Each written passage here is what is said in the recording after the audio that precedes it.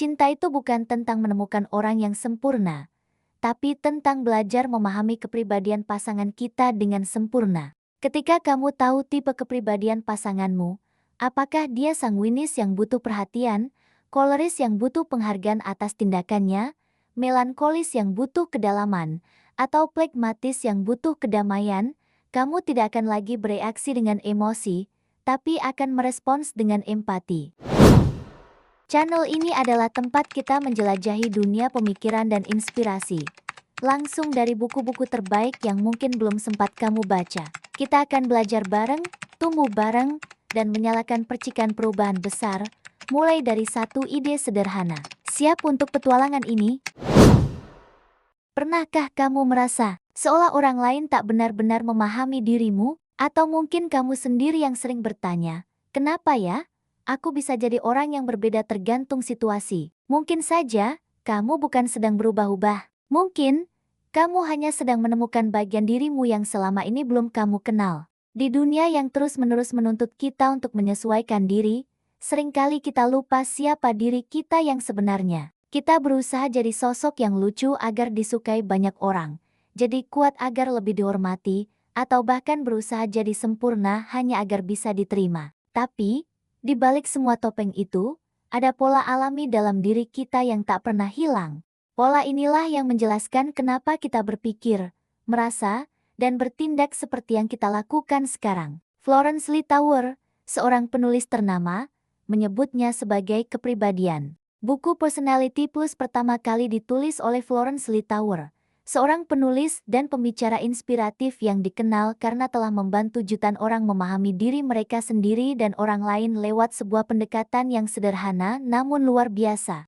Florence percaya bahwa hidup kita akan jauh lebih damai kalau kita berhenti memaksa orang lain untuk menjadi seperti kita.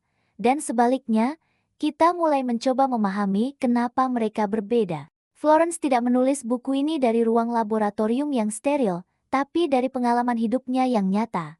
Dari pernikahannya, dari cara ia membesarkan anak-anak, dari konflik yang ia hadapi, hingga dari pekerjaannya. Ia melihat bahwa banyak sekali masalah di dunia ini bukan timbul karena niat jahat, melainkan karena perbedaan kepribadian yang tidak kita mengerti. Tujuan utama Personality Plus bukan hanya sekadar buku untuk mengenali diri sendiri, tapi ini juga buku panduan untuk belajar mencintai orang lain apa adanya. Saat kamu tahu bahwa temanmu adalah seorang koleris, kamu tidak akan mudah tersinggung kalau dia berbicara terlalu tegas dan tidak poin.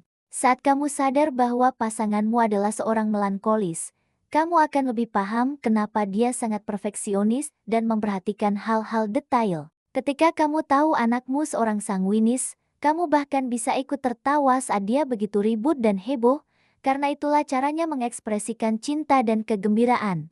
Dan saat kamu tahu sahabat terbaikmu seorang pragmatis, kamu tak akan lagi memaksanya untuk terburu-buru. Justru, kamu akan belajar menghargai ketenangan dan kesabarannya yang luar biasa. Florence Littauer ingin kita semua berdamai dengan diri kita sendiri, dan berhenti berperang dengan kepribadian orang lain.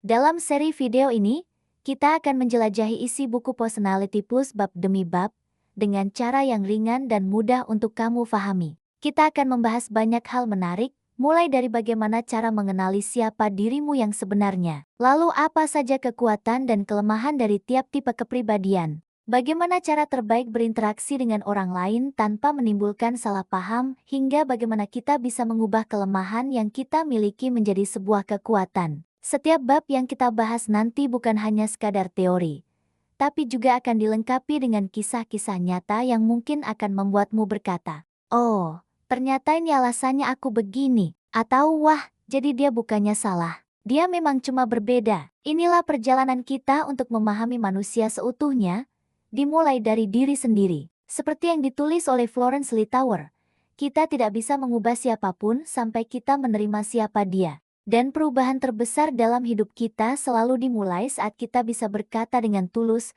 "Aku mengenal diriku, aku menerimanya, dan aku mau terus bertumbuh menjadi versi terbaik dari diriku." Selamat datang di seri Personality Plus, sebuah seri tentang memahami diri, menerima orang lain, dan menemukan harmoni yang indah dalam setiap perbedaan. Jangan lupa subscribe dan nyalakan notifikasinya agar kamu tidak ketinggalan setiap update terbaru kami. Selamat belajar bersama dan tumbuh bersama.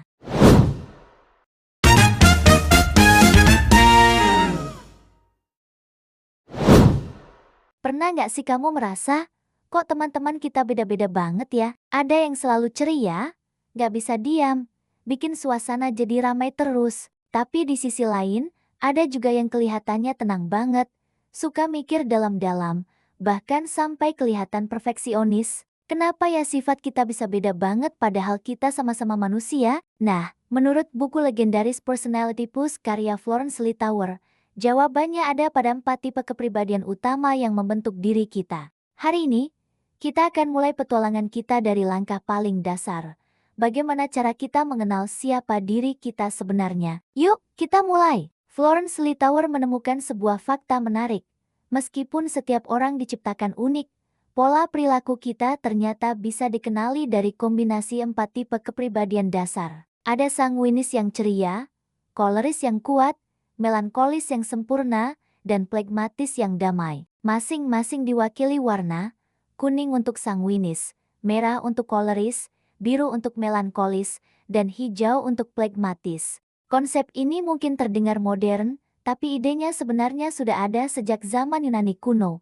Loh, dulu, seorang tabib bernama Hippocrates mencetuskan teori tentang 4 cairan tubuh yang katanya memengaruhi temperamen manusia. Nah, Florence mengambil ide kuno itu dan menulisnya ulang dengan bahasa yang lebih modern, lebih mudah kita fahami, dan yang paling penting, bisa langsung kita terapkan dalam kehidupan sehari-hari, mulai dari pertemanan, pekerjaan, sampai hubungan keluarga. Sekarang mungkin ada yang bertanya, emangnya sepenting itu?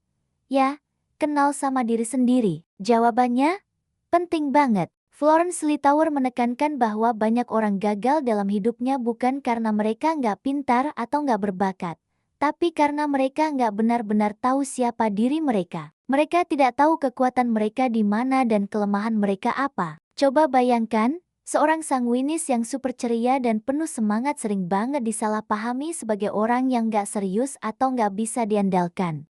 Padahal, kekuatan terbesar mereka ada di bidang komunikasi, memotivasi orang lain, dan membangun jaringan. Mereka adalah jantung dari sebuah pesta atau tim. Sebaliknya, seorang melankolis yang detail dan perfeksionis seringkali merasa dirinya terlalu berlebihan atau ribet karena selalu ingin semuanya sempurna. Padahal, tanpa mereka, siapa yang akan menjaga kualitas? Siapa yang akan memastikan setiap detail diperhatikan dengan teliti? Nah, dengan mengenal diri sendiri, kita bisa menemukan cara terbaik untuk bekerja sesuai dengan karakter kita. Kita jadi tahu lingkungan seperti apa yang bisa membuat kita berkembang, dan yang terpenting, kita jadi tahu bagaimana cara berinteraksi dengan orang lain tanpa harus sering-sering bentrok atau salah paham. Mengenal diri sendiri itu seperti punya peta untuk menjalani hidup dengan lebih efektif dan lebih bahagia. Oke, sekarang mari kita kenalan secara singkat dengan keempat jagoan kita ini. Florence menjelaskan bahwa setiap tipe kepribadian punya paket lengkap, ada kekuatan dan ada juga kelemahan.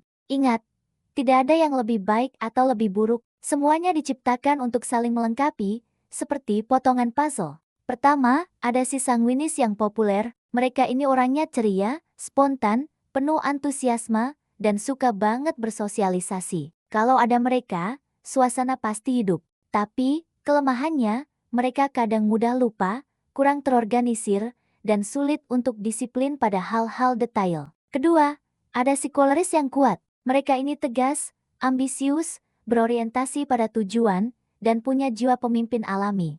Mereka adalah tipe orang yang get things done. Tapi di sisi lain, mereka kadang bisa terlalu dominan, kurang sabar, dan kadang terlihat bossy. Ketiga, ada si melankolis yang sempurna. Mereka ini adalah tipe pemikir yang dalam, perfeksionis, sangat analitis, sensitif, dan penuh perhitungan. Mereka adalah penjaga kualitas. Namun, karena standarnya tinggi, mereka cenderung mudah kecewa, gampang pesimis, dan kadang terlalu kritis pada diri sendiri maupun orang lain.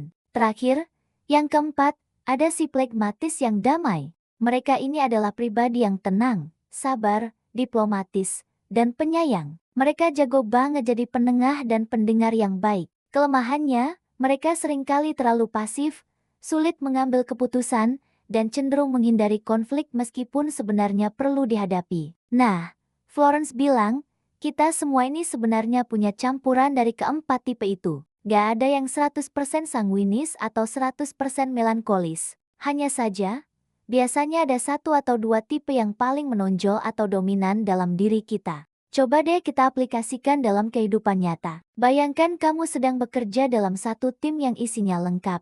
Ada perwakilan dari empat tipe kepribadian ini. Ketika proyek dimulai, si sanguinis akan datang dengan ide-ide cemerlang, semangat yang membara, dan membuat semua orang antusias. Dialah yang akan bilang, ayo guys, kita pasti bisa. Lalu, si koleris akan mengambil alih. Oke, idenya bagus. Rencananya begini. Kamu kerjakan bagian A, kamu bagian B, dan target kita selesai hari Jumat. Dia yang memastikan semua berjalan sesuai rencana dan tujuan tercapai. Di tengah proses, si melankolis akan memeriksa setiap detail. Tunggu dulu, ini datanya sudah valid belum? Desainnya kayaknya kurang simetris. Kita harus pastikan hasilnya sempurna. Dialah sang penjaga kualitas. Nah, ketika mulai ada perdebatan panas antara si koleris yang maunya cepat dan si melankolis yang maunya sempurna, muncullah si plekmatis. Dengan tenang dia akan bilang, oke, tenang dulu semuanya. Coba kita cari jalan tengahnya. Gimana kalau kita kompromi begini? Dia yang menjaga agar suasana tim tetap rukun, harmonis, dan tidak ada yang merasa dirugikan. Coba bayangkan kalau salah satu dari mereka tidak ada. Tim itu pasti nggak akan simbang kan? Itulah kenapa setiap tipe punya perannya masing-masing yang sama pentingnya. Namun, karena kita belum paham, sering sekali muncul kesalahpahaman. Florence Littauer mengingatkan kita tentang penilaian-penilaian keliru yang sering kita berikan. Misalnya, kita sering menganggap orang koleris itu galak, kasar, atau nggak punya perasaan.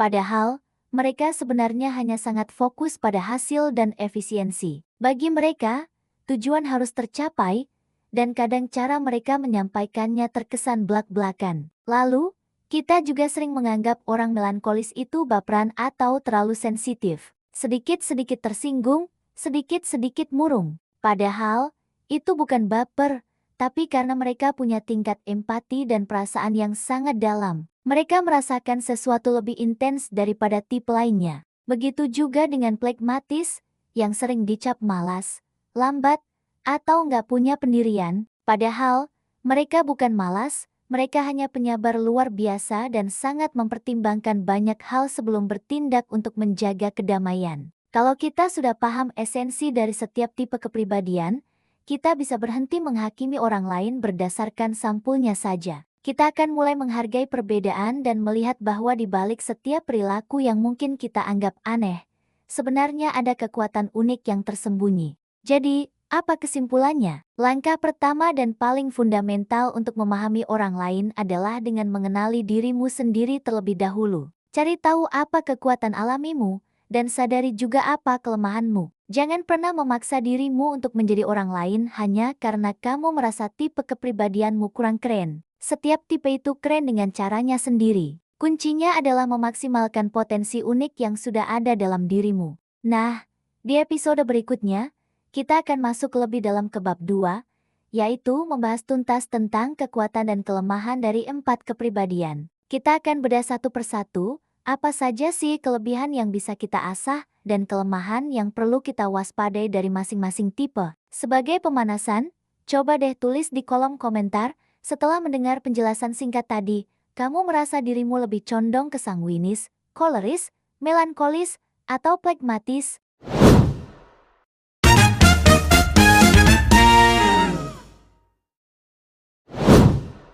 Pernah nggak kamu kagum pada seseorang yang bisa memimpin dengan berani, tapi di sisi lain, kamu juga punya teman yang lembut dan bisa bikin suasana jadi tenang. Dua-duanya hebat kan? Tapi seringkali kita lupa, setiap kekuatan punya bayangan kelemahan di belakangnya. Di buku Personality Plus, Florence Littauer mengajak kita untuk memahami dua sisi dari 4 tipe utama kepribadian manusia.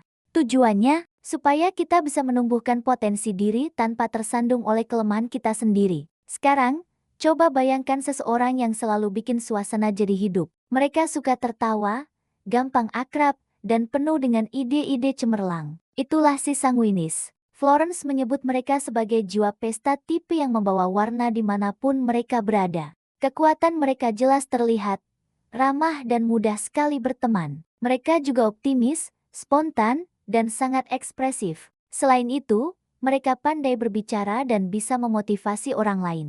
Tapi, di balik cahaya terang itu, ada bayangan yang sering muncul. Mereka mudah lupa janji, kurang disiplin, suka melebih-lebihkan cerita, dan kadang susah untuk diam. Sanguinis perlu belajar bahwa antusiasme tanpa komitmen bisa membuat orang lain kecewa. Tapi kalau energi mereka bisa diarahkan dengan benar, mereka bisa jadi penggerak semangat yang luar biasa dimanapun. Nah, kalau sanguinis adalah sang penghibur, maka koleris adalah sang penggerak. Mereka terlahir dengan energi untuk memimpin, selalu fokus pada hasil, dan gak suka buang-buang waktu.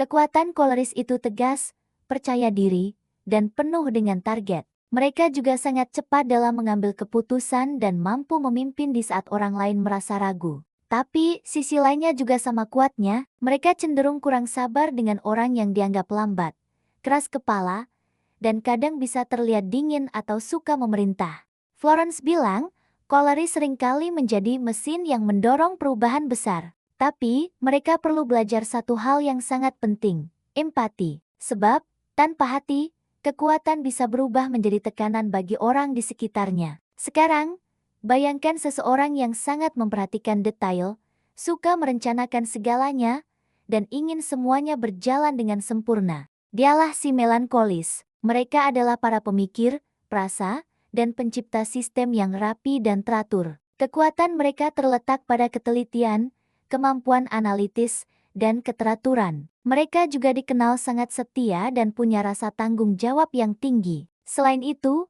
mereka punya sisi artistik dan peka terhadap keindahan. Tapi, sisi lain dari kesempurnaan itu adalah mereka mudah sekali kecewa kalau hasilnya tidak sesuai harapan. Mereka juga cenderung pesimis dan khawatir secara berlebihan, kadang sampai terjebak dalam pikiran mereka sendiri. Florence menulis bahwa melankolis perlu diingatkan bahwa kesempurnaan bukanlah segalanya. Terkadang, cukup baik itu sudah lebih dari cukup dan bisa membuat hati jauh lebih tenang. Dan terakhir, tipe yang paling tenang dari semuanya, si phlegmatis. Mereka bukan pemimpin yang keras atau penghibur yang heboh, tapi mereka adalah penjaga kedamaian dalam setiap hubungan. Kekuatan phlegmatis adalah mereka sangat sabar, penyayang, dan setia. Emosi mereka stabil, dan mereka bisa diandalkan serta tidak mudah panik dalam situasi sulit. Tapi, ada juga sisi yang sering menahan mereka. Mereka sulit mengambil keputusan, tidak suka dengan perubahan, dan kadang terlihat pasif atau suka menunda-nunda pekerjaan. Florence menulis, phlegmatis adalah sungai yang tenang, bukan karena lemah, tapi karena dalam. Mereka adalah orang-orang yang membuat dunia terasa lebih damai asalkan mereka berani untuk melangkah keluar dari zona nyaman mereka. Florence mengingatkan kita bahwa setiap kepribadian punya dua sisi kekuatan yang harus dirawat dan kelemahan yang harus disadari. Tidak ada satu tipe pun yang lebih baik dari yang lain. Karena dunia ini butuh semuanya agar bisa seimbang. Jadi, jangan berusaha menjadi orang lain. Kenali sisi terbaik dari dirimu dan gunakan itu untuk kebaikan. Di episode berikutnya, kita akan membahas lebih dalam bagaimana menemukan kombinasi unik dari keempat kepribadian ini dalam diri kita dan kenapa dua orang bisa berbeda total meskipun sama-sama sanguinis.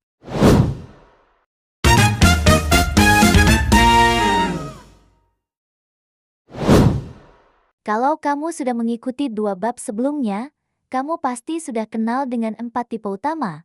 Sanguinis yang ceria, koleris yang tegas, melankolis yang perfeksionis, dan phlegmatis yang cinta damai. Tapi, pernah nggak kamu merasa bingung? Mungkin kamu berpikir, aku kayaknya ceria dan suka ngobrol. Tapi kok aku juga suka merenung sendirian dan perfeksionis banget? Atau, aku ini orangnya suka damai dan menghindari konflik.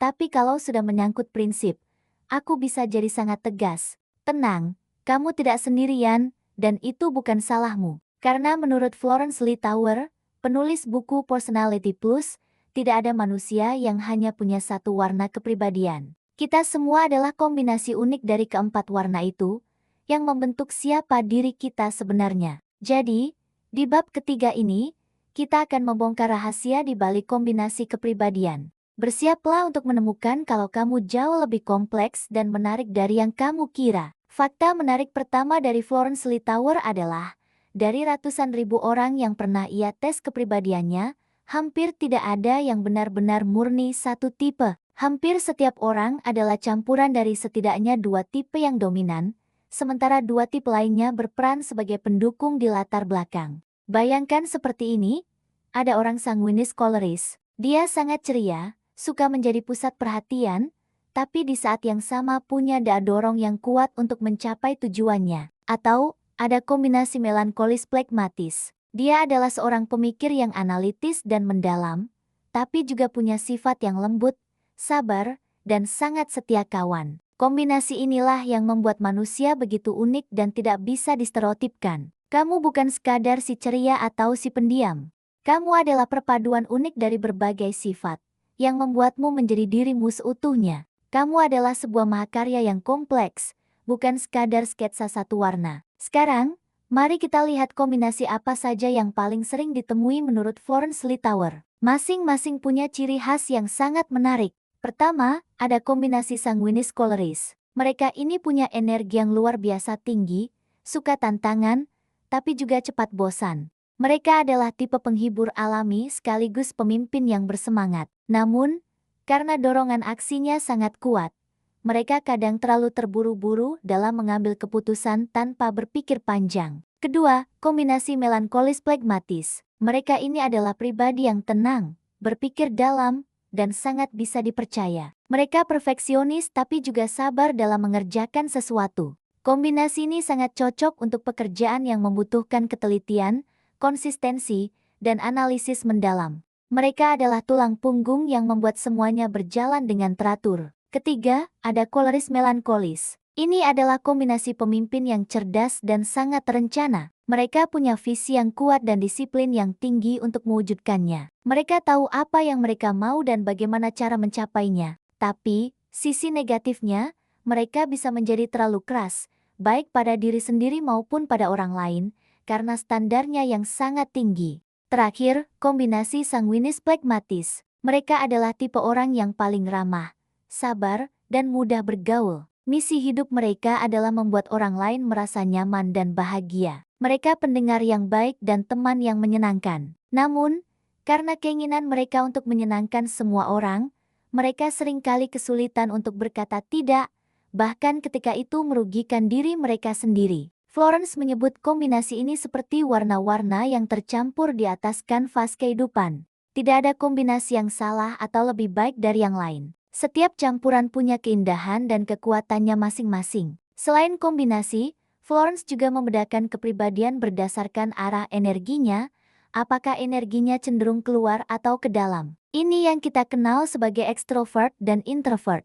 Tipe sanguinis dan koleris adalah kepribadian yang ekstrovert. Energi mereka diarahkan keluar. Mereka mendapatkan semangat dari interaksi, aksi, dan lingkungan sekitar. Mereka suka berada di tengah keramaian dan menjadi pusat kegiatan. Sebaliknya, tipe melankolis dan plekmatis adalah kepribadian yang introvert. Energi mereka diarahkan ke dalam. Mereka mengisi ulang tenaga dengan cara menyendiri, berpikir, dan melakukan refleksi. Interaksi sosial yang terlalu lama justru bisa menguras energi mereka. Jadi, kalau kamu sering merasa cepat capek setelah seharian bertemu banyak orang, kemungkinan besar kamu punya dominasi kepribadian ke arah introvert.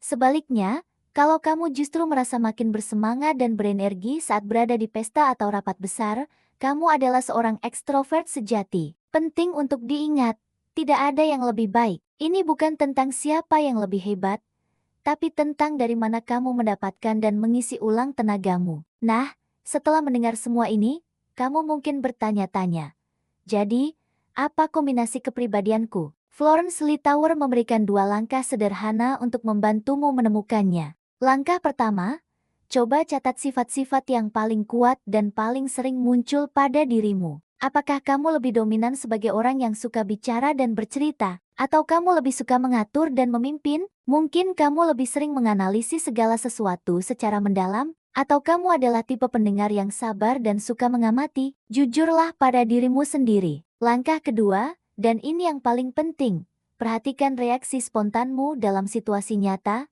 terutama saat berada di bawah tekanan. Misalnya, saat menghadapi situasi panik, apa reaksi pertamamu? Apakah kamu langsung marah dan mengambil alih kendali? Itu ciri koleris. Apakah kamu mencoba membuat lelucon untuk mencairkan suasana? Itu sanguinis. Apakah kamu tetap tenang, menganalisis situasi, dan mencari solusi logis? Itu melankolis. Atau, apakah kamu memilih untuk diam dulu, mengamati, dan menunggu situasinya tenang? Itu phlegmatis. Florence mengatakan, kepribadian sejatimu bukanlah topeng yang kamu pakai untuk tampil di depan orang lain.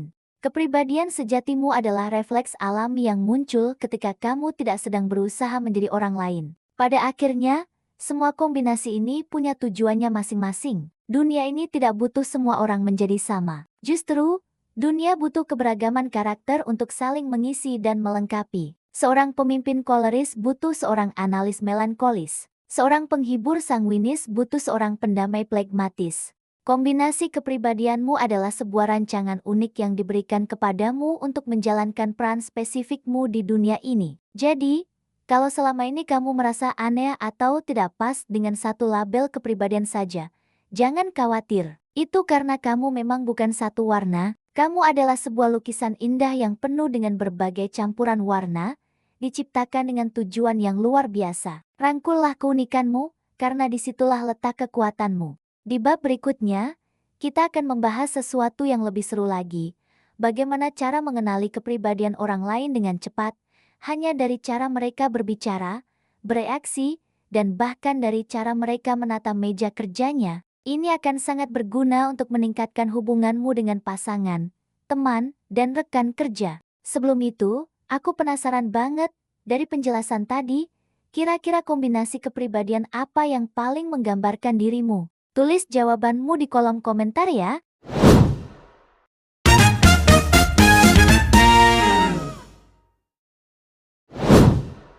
Kita sering bertanya-tanya, kenapa teman kita yang satu ini cerewet banget, sementara yang lain diam tapi observatif? Atau mungkin, kenapa atasan kita cepat sekali marah tapi hasil kerjanya selalu cepat? Jawabannya sederhana, karena setiap orang berpikir, merasa, dan bertindak berdasarkan kepribadiannya yang unik. Dalam buku klasiknya, Personality Plus, Florence Littauer menjelaskan sebuah prinsip penting untuk bisa berhubungan dengan baik. Kita tidak perlu mengubah orang lain. Kita hanya perlu belajar mengenali tipe kepribadian mereka. Nah, di bab kali ini, kita akan belajar cara membaca jiwa orang lain, bahkan tanpa harus bertanya langsung. Yuk, kita mulai. Cara paling cepat untuk mengenali tipe seseorang adalah dari gaya bicaranya. Ini adalah petunjuk pertama yang paling mudah kita amati. Mari kita lihat tipe pertama, si sanguinis. Mereka biasanya bicaranya cepat, penuh ekspresi, dan banyak sekali menggunakan gerakan tangan. Mereka suka bercerita panjang lebar, seringkali tertawa dengan ceritanya sendiri, dan bisa membuat suasana jadi hidup seketika. Kalau kamu bertemu orang seperti ini, kemungkinan besar dia seorang sanguinis. Lalu ada si koleris, bicaranya tegas, fokus, dan langsung ke inti masalah. Mereka tidak suka basa-basi, dan kalau berbicara, nadanya seringkali terdengar seperti sedang memerintah atau memberikan instruksi. Efisiensi adalah segalanya bagi mereka. Selanjutnya, tipe melankolis. Kalimat mereka biasanya rapi, terstruktur, dan sangat logis. Mereka cenderung berpikir dulu sebelum bicara, sehingga kadang-kadang bisa terdengar sedikit dingin atau kaku. Padahal, mereka hanya sangat berhati-hati dengan setiap kata yang diucapkan. Terakhir, ada si phlegmatis. Suara mereka lembut, temponya pelan, dan nadanya selalu tenang. Mereka adalah pendengar yang hebat, lebih banyak mendengarkan daripada berbicara. Mereka menciptakan suasana damai di sekitar mereka. Jadi, dengarkan baik-baik. Cara seseorang berbicara seringkali mencerminkan dunia batinnya. Sekarang, mari kita lihat petunjuk kedua, cara mereka bereaksi terhadap masalah. Ketika ada masalah, reaksi spontan seseorang bisa membuka banyak hal tentang kepribadian aslinya. Bayangkan skenario ini, sebuah proyek kerja yang sudah disiapkan matang-matang tiba-tiba gagal total. Seorang sanguinis mungkin akan langsung tertawa gugup atau mencoba melontarkan lelucon untuk meredakan suasana yang tegang. Mereka berusaha membuat semua orang merasa lebih baik, meskipun situasinya sedang kacau. Bagaimana dengan koleris? Mereka akan langsung marah atau mengambil alih kendali. Mereka akan bertanya, apa yang salah? Siapa yang bertanggung jawab? Bagaimana cara memperbaikinya sekarang juga? Mereka fokus pada solusi dan tindakan. Sementara itu, seorang melankolis akan duduk tenang, menganalisis kesalahan dengan sangat rinci.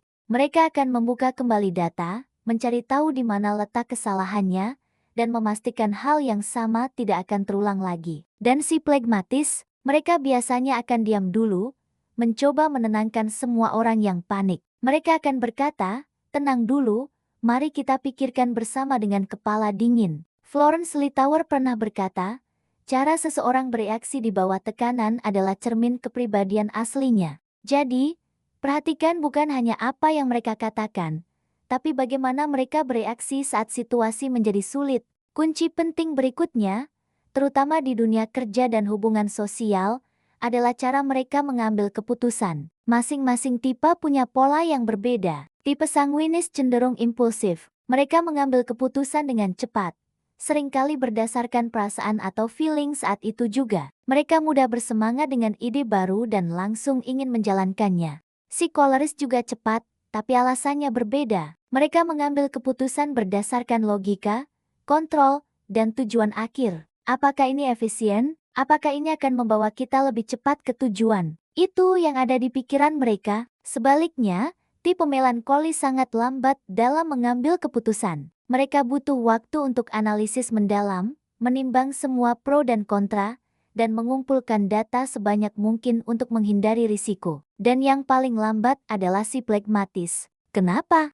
Karena prioritas utama mereka adalah menghindari konflik dan menjaga stabilitas. Mereka akan menunda keputusan jika merasa itu bisa menimbulkan perdebatan atau mengganggu keharmonisan. Kalau kamu tahu pola ini, kamu bisa mengatur ritme komunikasi. Jangan desak flegmatis untuk cepat mengambil keputusan. Jangan hambat koleris dengan teori yang panjang. Dan jangan bosankan sanguinis dengan terlalu banyak data. Selanjutnya, kita perlu mengenali motivasi terdalam mereka. Florence menyebut setiap tipe punya bahan bakar emosi masing-masing, yaitu hal yang membuat mereka paling bersemangat dan merasa dihargai. Seorang sanguinis termotivasi oleh pengakuan, pujian, dan perasaan disukai. Mereka ingin dikagumi dan menjadi pusat perhatian yang positif. Beri mereka panggung, dan mereka akan bersinar. Seorang koleris, di sisi lain, ingin dihormati dan dipercaya. Mereka termotivasi oleh kekuasaan, tanggung jawab, dan kesempatan untuk memimpin. Beri mereka kendali, dan mereka akan menunjukkan hasil yang luar biasa. Bagaimana dengan melankolis? Mereka ingin diakui atas kesempurnaan dan kualitas hasil kerja mereka. Mereka sangat bangga dengan detail, ketelitian, dan standar tinggi yang mereka tetapkan. Hargai usaha mereka, dan mereka akan merasa sangat dihargai. Terakhir, si flegmatis. Motivasi terdalam mereka adalah rasa diterima dan keinginan untuk hidup damai. Mereka menginginkan keharmonisan dan tidak suka tekanan. Ciptakan lingkungan yang aman dan mendukung, maka mereka akan menjadi anggota tim yang paling setia. Kalau kamu tahu apa yang memotivasi seseorang, kamu akan tahu bagaimana membuat hubungan jadi lebih hangat dan produktif. Namun, ada satu hal penting yang perlu diingat, orang bisa menyesuaikan diri. Kadang-kadang, seseorang bisa terlihat sangat berbeda di tempat kerja dan di rumah. Itu sangat wajar. Florence menyebutnya sebagai masker sosial, yaitu perilaku yang kita adaptasi agar sesuai dengan tuntutan situasi atau lingkungan tertentu. Seorang flegmatis yang tenang bisa saja menjadi sangat tegas di kantor karena perannya sebagai manajer. Atau seorang koleris yang dominan bisa menjadi sangat lembut dan penyayang saat bersama keluarganya. Tetapi, ketika mereka sedang santai, tidak merasa dihakimi, dan berada di lingkungan yang nyaman, kepribadian asli mereka perlahan-lahan akan muncul. Karena itu, jangan pernah menilai seseorang hanya dari satu momen atau satu kejadian saja. Amatilah polanya dari waktu ke waktu, bukan hanya satu kejadian tunggal. Jadi, mengenali kepribadian orang lain bukanlah soal menebak-nebak atau menghakimi. Ini adalah tentang menghargai perbedaan dan belajar beradaptasi dengan bijak. Dunia ini akan terasa jauh lebih mudah untuk dijalani kalau kita bisa berpikir, oh, dia bukan orang yang keras, dia hanya tipe koleris yang fokus pada tujuan. Atau dia bukan lamban, dia hanya seorang pragmatis yang butuh waktu untuk merasa nyaman. Ini semua adalah langkah awal untuk membangun hubungan yang lebih baik. Di bab berikutnya, kita akan membahas cara praktis menghadapi setiap tipe kepribadian dalam hubungan sehari-hari, mulai dari dengan pasangan, teman, hingga rekan kerja.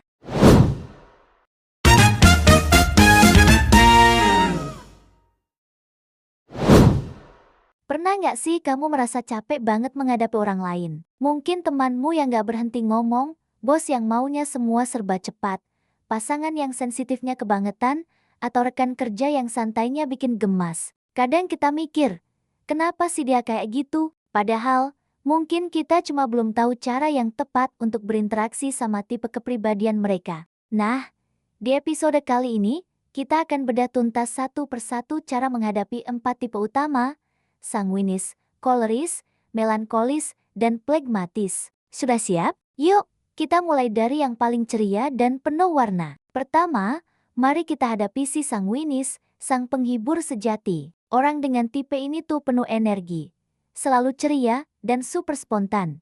Mereka suka banget jadi pusat perhatian dan gampang banget terbawa suasana. Tapi, di sisi lain, mereka juga sering lupa janji dan kurang konsisten. Jadi, gimana cara menghadapinya? Kuncinya, jadilah pendengar yang baik. Saat mereka bercerita dengan semangat, jangan dipotong. Berikan pujian yang tulus, karena mereka ini hidup dari apresiasi. Hindari mengkritik mereka di depan umum, karena sanguinis itu hatinya lembut dan mudah malu. Kalau kamu mau mereka menepati janji, coba deh tulis janjinya dan ingatkan dengan cara yang halus, bukan dengan menagih. Seperti kata Florence Littauer, sanguinis tidak butuh lebih banyak aturan, mereka butuh lebih banyak dorongan. Jadi, beri mereka semangat, bukan omelan. Sekarang, kita beralih ke tipe koleris, sang pemimpin alami. Koleris adalah tipe yang kuat, fokus pada hasil, dan gak pakai lama kalau mengambil keputusan. Mereka ini pemimpin yang hebat, tapi seringkali dianggap terlalu dominan atau bahkan galak. Nah, cara menghadapinya sedikit beda. Jangan pernah ajak mereka berdebat kusir yang panjang. Langsung saja, berikan fakta dan tawarkan solusi. Mereka sangat menghargai efisiensi, jadi hargai juga waktu mereka. Kalau kamu mau memengaruhi seorang koleris, tunjukkan apa manfaat dan hasil akhir yang bisa didapat. Jangan gampang tersinggung kalau nada bicara mereka terdengar keras atau tegas. Itu bukan karena mereka marah, tapi memang gaya komunikasi mereka yang tidak point. Ingat kata Florence, koleris menghargai mereka yang tahu apa yang mereka mau. Jadi, kalau kamu berhadapan dengan koleris, bersikaplah jelas, tegas, dan tangguh. Tunjukkan bahwa kamu juga punya pendirian. Selanjutnya, ada si melankolis, sang pemikir yang mendalam. Orang melankolis itu perfeksionis, sangat sensitif, dan luar biasa teliti. Mereka punya standar yang tinggi, baik untuk diri sendiri maupun orang lain, dan punya rasa tanggung jawab yang besar. Tapi, karena standarnya tinggi, mereka jadi gampang kecewa atau merasa diri mereka nggak cukup baik. Gimana cara menghadapi mereka? Kalau mau memberi kritik, jangan pakai emosi. Sampaikan dengan data, fakta, dan tunjukkan empati. Beri mereka waktu untuk berpikir sebelum diminta mengambil keputusan. Jangan diburu-buru. Hargai setiap usaha kecil yang mereka lakukan, bukan hanya hasil akhirnya. Dan yang paling penting, jangan pernah buat janji kosong ke mereka. Orang melankolis punya ingatan yang tajam soal detail. Seperti yang Florence tulis, melankolis butuh stabilitas, bukan kejutan. Jadi, untuk membangun hubungan yang baik dengan mereka, berikan kepastian, konsistensi, dan lingkungan yang bisa mereka percaya. Terakhir, kita punya si pragmatis, sang pendamai yang cinta ketenangan. Pragmatis adalah tipe yang paling damai, tenang, dan santai. Mereka jarang sekali marah, tapi juga jarang terlihat terburu-buru. Kadang mereka bisa terlihat pasif atau nggak peduli. Padahal sebenarnya mereka adalah pendengar yang baik dan sangat bijaksana. Cara terbaik menghadapi pragmatis adalah dengan kesabaran. Jangan paksa mereka untuk berubah atau mengambil keputusan dengan cepat. Coba tanyakan pendapat mereka secara langsung, karena mereka seringkali punya ide brilian tapi memilih untuk diam. Dorong mereka dengan dukungan yang positif, bukan dengan tekanan atau ultimatum. Hargai kesetiaan dan kesabaran mereka, karena inilah kekuatan terbesar seorang pragmatis. Seperti kata Florence, Pragmatis bukan tidak peduli, mereka hanya mencintai kedamaian. Jadi, jika kamu ingin mereka bergerak, ciptakan suasana yang nyaman dan bebas konflik. Dalam kehidupan sehari-hari, kita seringkali nggak cuma berhadapan dengan satu tipe murni. Banyak orang merupakan kombinasi dari dua kepribadian. Misalnya, pasanganmu bisa jadi koleris melankolis, artinya dia disiplin dan tegas, tapi juga perfeksionis dan butuh segalanya terstruktur. Atau sahabatmu mungkin sanguinis pragmatis, dia ceria dan suka bersosialisasi, tapi juga gampang menyerah kalau menghadapi tekanan. Kunci utamanya adalah fleksibilitas. Jangan perlakukan semua orang dengan cara yang sama. Kalau kamu ingin hubungan yang lebih harmonis, baik dengan pasangan, teman, atau rekan kerja, belajarlah untuk berbicara dalam bahasa kepribadian mereka.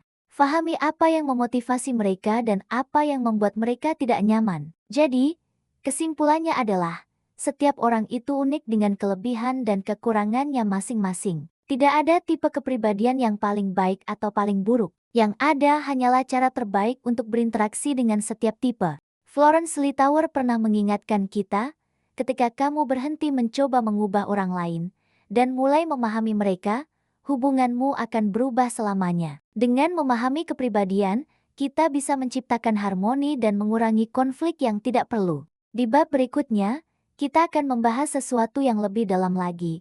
Bagaimana cara mengenali kepribadian diri sendiri dan orang lain dalam konteks cinta dan keluarga. Pasti seru banget. Jangan lupa subscribe channel ini ya guys. Sekarang, aku penasaran. Coba tulis di kolom komentar, tipe mana yang paling sulit kamu hadapi dan kenapa? Aku tunggu ceritamu ya.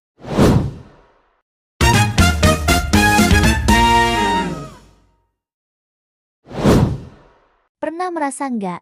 Kamu dan pasanganmu seperti berbicara dengan bahasa yang berbeda. Kamu butuh perhatian, tapi dia malah sibuk bekerja.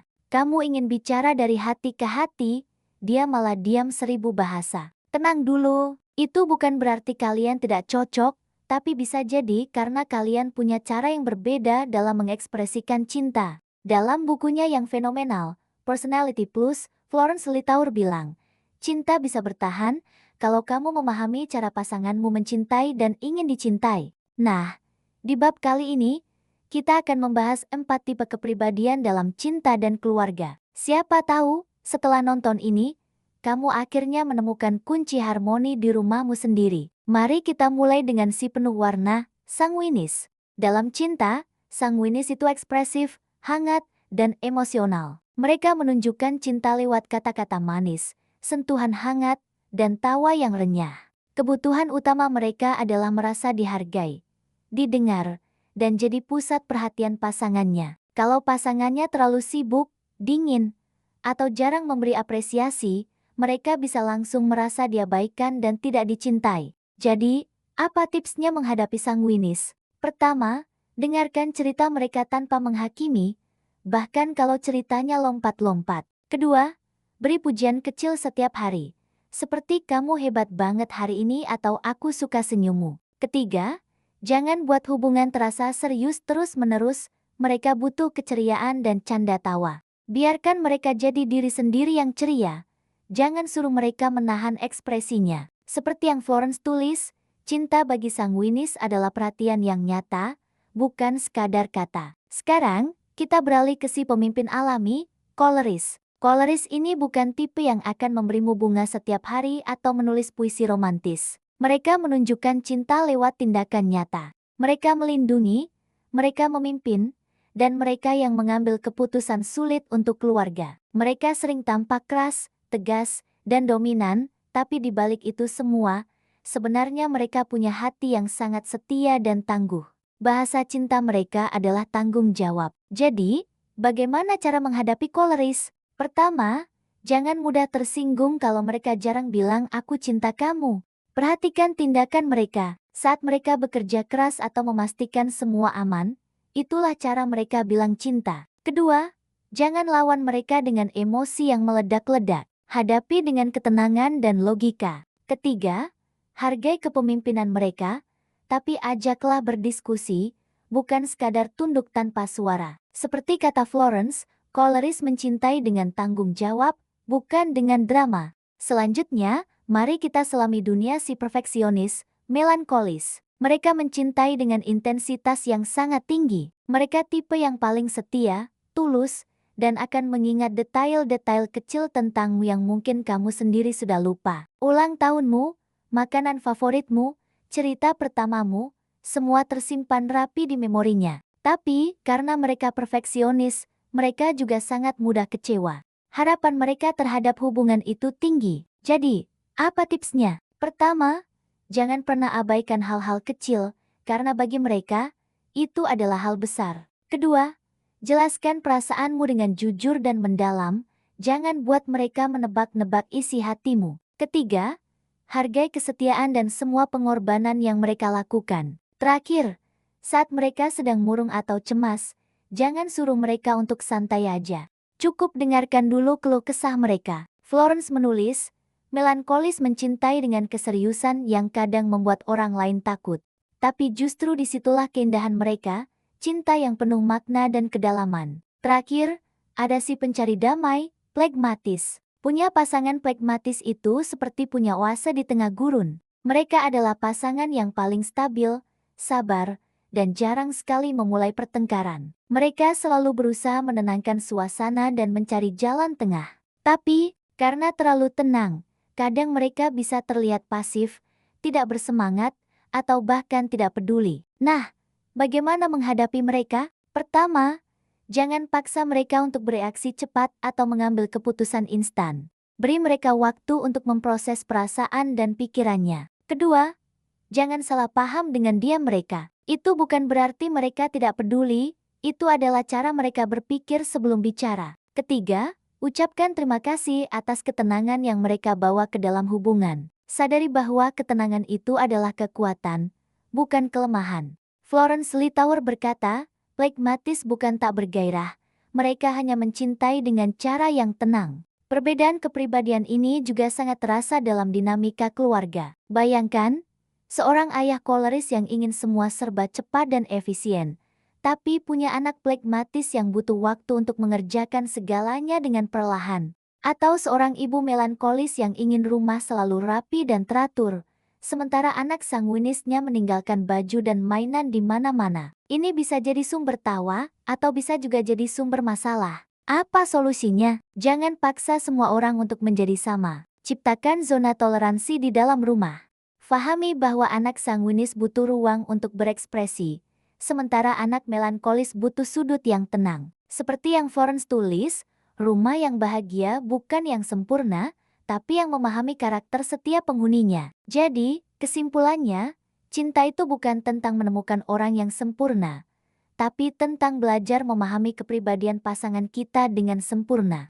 Ketika kamu tahu tipe kepribadian pasanganmu, apakah dia sanguinis yang butuh perhatian, koleris yang butuh penghargaan atas tindakannya, melankolis yang butuh kedalaman, atau flegmatis yang butuh kedamaian, kamu tidak akan lagi bereaksi dengan emosi, tapi akan merespons dengan empati. Di bab berikutnya, kita akan membahas bagaimana kepribadian ini memengaruhi dunia kerja, produktivitas, dan gaya kepemimpinan. Jadi jangan sampai ketinggalan ya. Jangan lupa untuk like video ini, subscribe channel kami, dan tulis di kolom komentar.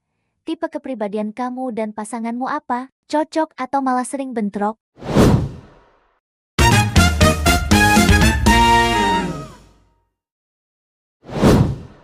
Di tempat kerja, kita ketemu berbagai macam orang kan. Ada tuh, yang setiap pagi selalu ceria, kayak baru menang undian. Ada juga yang sibuk banget ngatur semua hal, seolah-olah dialah manajer dari segala manajer. Terus, ada yang super teliti, mejanya penuh catatan warna-warni. Dan tentu saja, ada yang kalem banget, jarang ngomong, tapi sekali ngomong, bijak banget.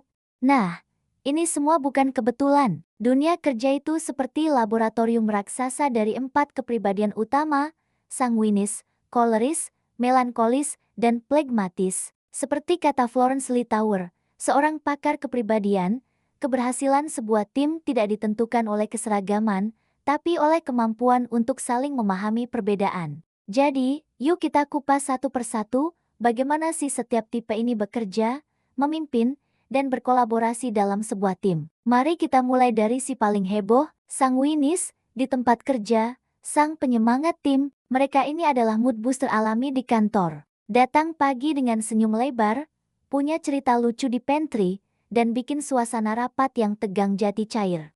Kemampuan mereka membangun relasi itu luar biasa. Kalau ada presentasi atau networking, serahkan saja pada sanguinis, pasti audiens langsung terpikat. Mereka bisa memotivasi rekan kerja hanya dengan energi positifnya. Tapi, ada tapinya. Kadang mereka suka lupa waktu, keasyikan ngobrol sampai deadline terlewat. Fokus pada detail juga bukan keahlian utama mereka. Saking mudahnya bosan, konsistensi jadi tantangan terbesar. Nah, tips buat para sanguinis.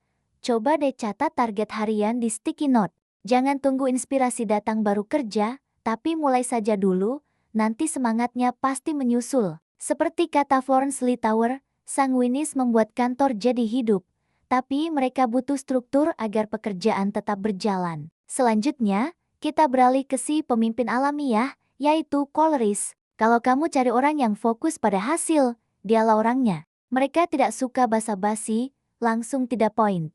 Pengambilan keputusannya cepat dan tegas, seolah-olah tidak ada keraguan sedikit pun. Merekalah yang mendorong tim untuk terus bergerak maju, bahkan berani mengambil risiko kalau itu diperlukan untuk mencapai target.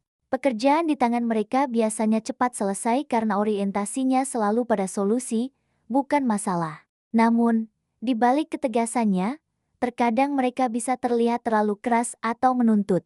Karena terbiasa memimpin, mereka kadang sulit mendengarkan pendapat orang lain, apalagi dari timnya. Inilah yang membuat mereka bisa dianggap otoriter. Tips untuk para coloris, coba deh latih diri untuk mendengar sebelum memberi perintah. Ambil jeda sejenak. Karena kadang ide terbaik justru datang dari bawah, bukan selalu dari atas. Ingat kata Florence Littauer, seorang coloris butuh orang lain untuk melunakkan ketegasannya, bukan untuk menyainginya. Sekarang, mari kita kenali si perfeksionis profesional, yaitu melankolis. Mereka adalah penjaga kualitas di dalam tim. Kalau ada proyek yang butuh ketelitian tingkat tinggi, melankolis adalah jagonya. Mereka perencana ulung, semua langkah sudah dipikirkan matang-matang. Standar mereka tinggi, dan hasil kerjanya hampir selalu rapi, akurat, dan terorganisir. Tanggung jawab mereka jangan ditanya, sangat tinggi. Mereka tidak akan menyerahkan pekerjaan sebelum yakin hasilnya sempurna. Kelemahannya, mereka seringkali terjebak di tahap perencanaan terlalu lama. Karena takut salah dan punya standar yang sangat tinggi, mereka jadi mudah stres. Mereka juga bisa sangat sensitif terhadap kritik, karena merasa hasil kerjanya adalah cerminan dirinya. Tips untuk para melankolis. Ingat, selesai itu lebih baik daripada sempurna, tapi tidak pernah terjadi. Kesempurnaan itu tujuan, bukan penghalang produktivitas. Seperti yang ditulis Florence Littauer, melankolis adalah tulang punggung kualitas, tapi mereka perlu belajar menikmati prosesnya, bukan hanya terobsesi pada hasilnya. Terakhir, kita punya si penjaga kedamaian, yaitu pragmatis. Di tengah-tengah keributan deadline atau perdebatan sengit, merekalah sosok yang menenangkan. Mereka tidak suka konflik dan selalu berusaha mencari jalan tengah yang bisa diterima semua pihak. Mereka adalah pendengar yang sangat baik, sabar, dan bisa diandalkan. Karena pembawaannya yang stabil, mereka tidak mudah terbawa emosi, menjadikan mereka jangkar yang kuat dalam tim. Tapi, karena terlalu cinta damai, kadang mereka jadi kurang inisiatif. Mereka cenderung menunggu perintah daripada memulai sesuatu yang baru. Perubahan juga bisa jadi hal yang menakutkan bagi mereka.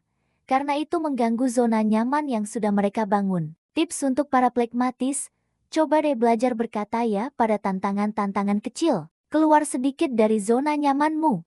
Karena kepemimpinan yang lembut dan tenang seringkali justru yang paling efektif dan didengar. Florence Littauer pernah bilang, pragmatis bukanlah sekadar pengikut, mereka adalah pemimpin yang tenang, jika diberi kesempatan. Lalu, bagaimana bentuk tim yang ideal? Bayangkan sebuah orkestra. Florence Littauer menggambarkannya dengan sangat indah. Sanguinis adalah yang memainkan melodi yang ceria dan penuh semangat. Coloris bertindak sebagai dirigen yang mengatur tempo dan arah musik. Melankolis adalah yang memastikan setiap nada dimainkan dengan harmonis dan tanpa celah. Sementara pragmatis menjaga keseimbangan suara agar musiknya terdengar tenang dan menyatu. Masalah baru muncul ketika salah satu instrumen suaranya terlalu dominan. Kalau koloris terlalu kencang, musiknya jadi bising. Kalau melankolis terlalu lambat, iramanya jadi membosankan. Jadi, kuncinya bukan tentang siapa kepribadian yang terbaik, tapi tentang bagaimana setiap kepribadian bisa saling mengisi dan menciptakan harmoni yang indah. Tim yang hebat dibangun dari perbedaan yang saling melengkapi, bukan dari kesamaan yang membosankan. Jadi, dunia kerja itu bukan tentang siapa yang paling cepat, paling lucu, atau paling pintar, tapi tentang bagaimana kita memahami kekuatan dan kelemahan diri sendiri, lalu belajar menghargai cara kerja orang lain yang mungkin berbeda dari kita. Seperti yang dikatakan Florence Littauer, tidak ada pemimpin hebat tanpa tim yang memahami kekuatan dari perbedaan. Nah, di bab berikutnya, kita akan membahas sesuatu yang sering disalahpahami. Bagaimana mengubah kelemahan dari setiap kepribadian ini menjadi kekuatan super di dunia kerja. Penasaran kan? Saya juga penasaran. Coba deh tulis di kolom komentar. Kamu tipe kepribadian apa di tempat kerja? Dan rekan kerjamu yang paling sering berinteraksi denganmu itu tipe apa?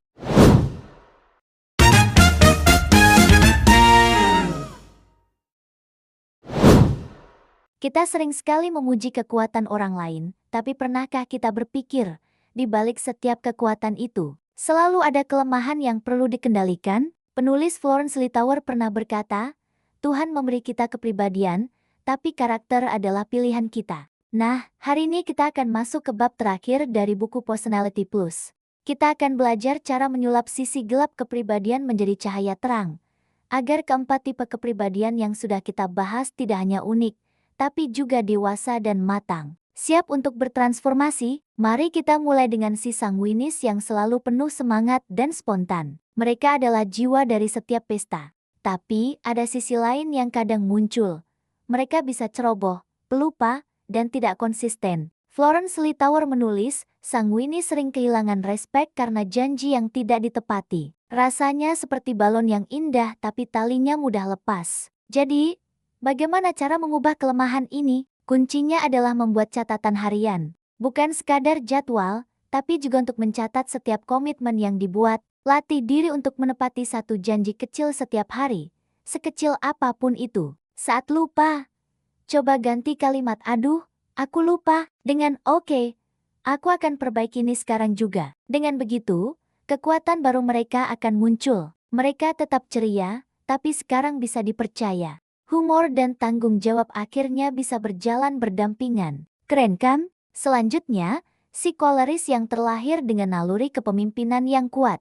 Mereka bisa menggerakkan banyak orang dan membuat keputusan dengan cepat. Tapi, jika tidak dikendalikan, kekuatan ini bisa berubah menjadi sifat dominan yang menakutkan, seperti penguasa kecil yang tidak mau dibantah. Florence mengingatkan kita, koleris yang tidak belajar empati akan kehilangan pasukannya sebelum sempat berperang. Ini dalam sekali maknanya. Lalu, bagaimana cara melatihnya? Kuncinya adalah empati. Sebelum memberi instruksi, coba berhenti sejenak dan dengarkan pendapat orang lain tanpa langsung menolaknya. Ingatlah selalu bahwa keberhasilan tim jauh lebih penting daripada ego pribadi. Ketika seorang koleris berhasil melakukan ini, mereka akan berubah menjadi pemimpin yang tegas tapi penuh kasih. Mereka akan dihormati bukan karena kekuasaan, tapi karena kebijaksanaannya. Itulah pemimpin sejati. Sekarang kita beralih ke si melankolis, tipe kepribadian yang punya keinginan kuat untuk membuat segalanya sempurna.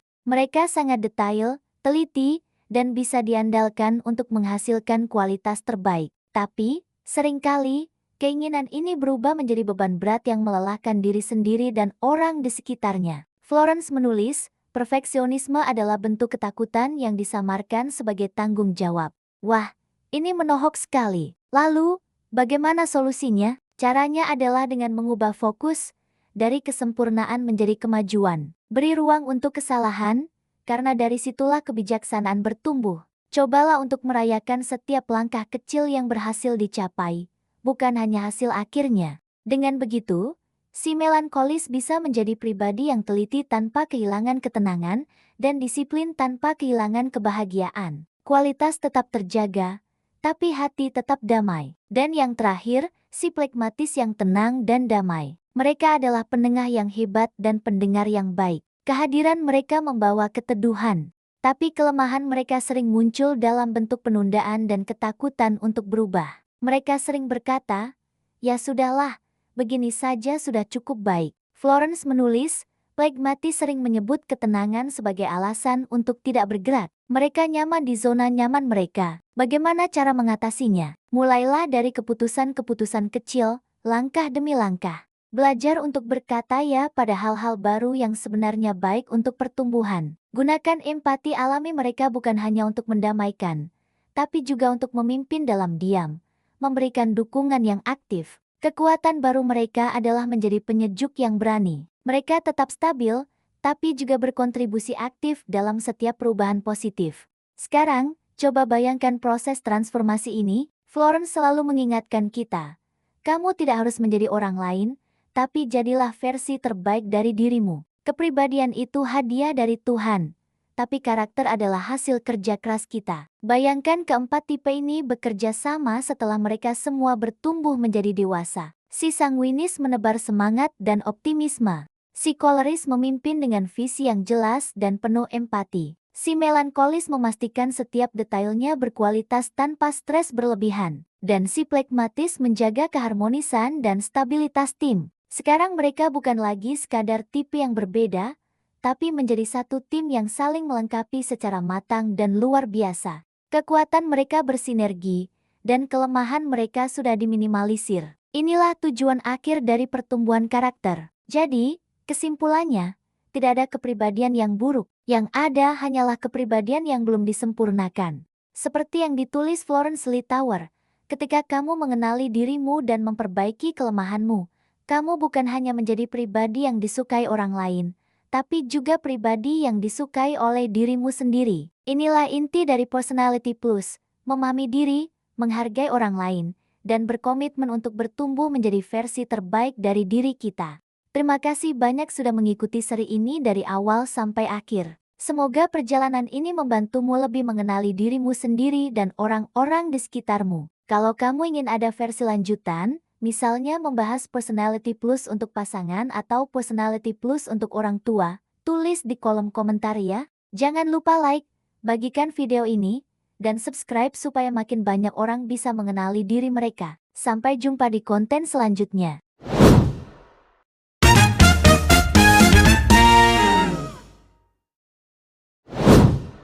Halo semuanya, pernah nggak sih kamu penasaran? Sebenarnya kepribadianmu itu tipe yang seperti apa? Apakah kamu si heboh yang selalu bikin suasana jadi ramai? Atau si tenang yang lebih suka mengamati dari jauh? Nah, hari ini kita akan cari tahu jawabannya bareng-bareng lewat tes kepribadian 10 pertanyaan yang seru banget. Caranya gampang banget, cukup siapin kertas dan pulpen, atau bisa juga pakai catatan di handphone kamu. Nanti, aku akan bacain 10 pertanyaan dengan 4 pilihan jawaban. A, B, C, dan D. Kamu tinggal pilih jawaban yang paling jujur dan paling menggambarkan dirimu, lalu catat hurufnya. Ingat ya, pilih yang paling sesuai dengan dirimu sekarang, bukan yang kamu inginkan. Udah siap? Kalau sudah, yuk kita mulai. Pertanyaan nomor 1. Saat berada di sebuah pesta, apa yang biasanya kamu lakukan? A, aku jadi pusat perhatian, ngobrol sama banyak orang, dan suka menghibur teman-teman. B, aku sibuk memastikan semuanya berjalan lancar, mungkin bantu tuan rumah atau mengatur sesuatu. C, aku lebih suka mengamati dari sudut ruangan dan bicara hanya jika ada yang mengajakku ngobrol duluan. D, aku menikmati suasana dengan tenang, mungkin sambil dengerin musik tanpa perlu banyak berinteraksi. 1, 2, 3, 4, 5, 6, 7, 8, 9, 10. Pertanyaan nomor 2, kalau ada rencana liburan bareng teman-teman, reaksimu gimana? A, aku langsung semangat banget, jet yang paling heboh dan ajak semua orang untuk ikutan. B, aku langsung gerak cepat, mulai atur jadwal, cari tiket, dan bikin rencana perjalanan yang jelas. C, aku fokus membuat daftar barang bawaan yang detail biar nggak ada satupun yang tertinggal. D, aku santai aja, ikut kemanapun tujuannya, yang penting bisa liburan dan gak mau ribet. 1, 2, 3, 4, 5, 6, 7, 8, 9, 10. Pertanyaan nomor 3. Saat kamu menghadapi sebuah masalah, bagaimana caramu menanganinya? A. Aku berusaha tetap positif, mungkin cari hiburan dulu untuk menjernihkan pikiran sebelum cari solusi. B. Aku langsung fokus cari solusi yang paling cepat dan efektif untuk menyelesaikan masalah itu. C. Aku menganalisis dulu apa penyebab masalahnya, apa dampaknya, baru kemudian menentukan langkah selanjutnya. D. Aku lebih suka menunggu situasi sedikit reda dan tenang dulu, baru mulai berpikir untuk bertindak. 1, 2, 3, 4, 5, 6, 7, 8, 9, 10. Pertanyaan nomor 4. Dalam sebuah pertemanan, kamu itu orang yang seperti apa? A. Aku gampang banget akrab sama orang baru dan sering jadi pencair suasana dengan cerita-cerita lucu. B. Aku sering jadi pengambil keputusan di dalam grup, misalnya saat menentukan mau makan di mana atau nonton apa. C. Aku teman yang sangat setia, tapi aku butuh waktu lebih lama untuk bisa benar-benar dekat dengan seseorang. D. Aku dikenal sebagai pendengar yang baik dan hampir nggak pernah menolak kalau teman minta bantuan. 1, 2, 3, 4, 5, 6, 7, 8, 9, 10. Pertanyaan nomor 5. Kalau lagi marah, apa yang biasanya kamu lakukan? A. Aku mungkin ngomel atau ceplas-ceplos sebentar, tapi setelah itu cepat lupa dan baikan lagi. B. Aku akan ngomong langsung ke orangnya dengan tegas dan jelas, tanpa basa-basi. C. Aku memilih diam, tapi di dalam hati dan pikiranku terus kepikiran masalah itu untuk waktu yang lama. D. Aku memilih diam dan menghindar dari konflik karena nggak mau memperburuk suasana. 1, 2, 3, 4, 5, 6, 7, 8, 9, 10. Pertanyaan nomor 6. Dalam urusan pekerjaan atau tugas kuliah, kamu lebih suka yang mana? A. Aku suka pekerjaan yang dinamis, penuh ide-ide baru, dan punya banyak tantangan kreatif. B. Aku suka pekerjaan dengan target yang jelas, terukur, dan bisa melihat hasilnya dengan cepat. C. Aku tipe yang perfeksionis, semua harus rapi, detail, dan sempurna sesuai standar yang aku tetapkan. D. Aku orang yang sabar, bisa bekerja dengan stabil dan tenang meskipun deadline-nya ketat. 1, 2, 3, 4, 5, 6, 7, 8, 9, 10. Pertanyaan nomor 7. Saat berhadapan dengan perubahan yang tiba-tiba, misalnya pindah kerja atau ganti rutinitas, bagaimana reaksimu? A. Aku sangat antusias dan melihatnya sebagai petualangan baru. Jadi aku cepat menyesuaikan diri. B. Aku segera berusaha mengambil kontrol, mencari tahu apa yang harus dilakukan, dan mengarahkan orang lain jika perlu. C. Aku butuh waktu untuk mencerna dan menganalisis dulu perubahan itu sebelum bisa beradaptasi sepenuhnya. D. Aku jujur lebih suka kalau keadaan tetap sama dan stabil. Perubahan membuatku sedikit kurang nyaman. 1, 2, 3, 4, 5, 6, 7, 8, 9, 10. Pertanyaan nomor 8. Kalau ada teman yang curhat dan minta pendapatmu, apa yang kamu berikan? A. Aku akan kasih dia semangat, mungkin dengan cerita lucu atau ajakan jalan-jalan untuk menghiburnya. B. Aku langsung kasih solusi yang praktis dan tegas, menurutku, kamu harusnya begini. C. Aku akan dengarkan ceritanya dengan serius, lalu kasih beberapa saran yang logis dan masuk akal. D. Aku akan mendengarkan dengan sabar dan penuh perhatian, tanpa banyak memberi komentar kecuali diminta. 1, 2, 3, 4, 5, 6, 7, 8, 9, 10. Pertanyaan nomor 9. Saat kamu punya waktu luang seharian penuh, apa yang paling kamu inginkan? A. Aku ingin kumpul bareng teman-teman, pergi ke tempat ramai, atau pokoknya bersosialisasi.